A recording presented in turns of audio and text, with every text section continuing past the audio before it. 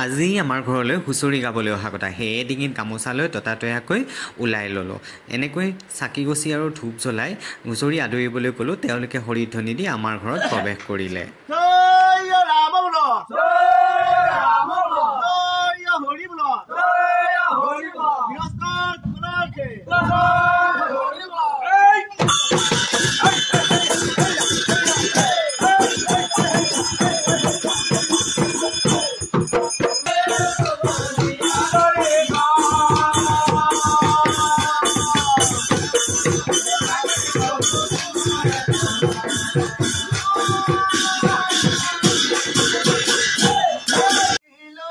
চতৰ সংক্ৰান্তিৰ পৰা বহাগৰ মাহত আমাৰ গাঁৱত বুঢ়া মেথাসকলে এনেকৈয়ে হুঁচৰি গাবলৈ আহে।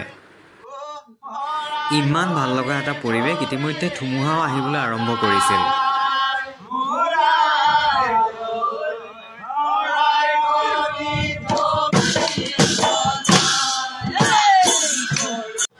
এনেকৈয়ে হুঁচৰিৰ পৰম্পৰা ৰক্ষা কৰাৰ কাৰণে তেখেতসকলক বহুত ধন্যবাদ জ্ঞাপন কৰিলোঁ। আৰু এনেকৈ আমাৰ গৃহত আহি আমাকো আশীৰ্বাদ দিয়াৰ কাৰণেও আমি যথেষ্ট আনন্দিত হ'লোঁ।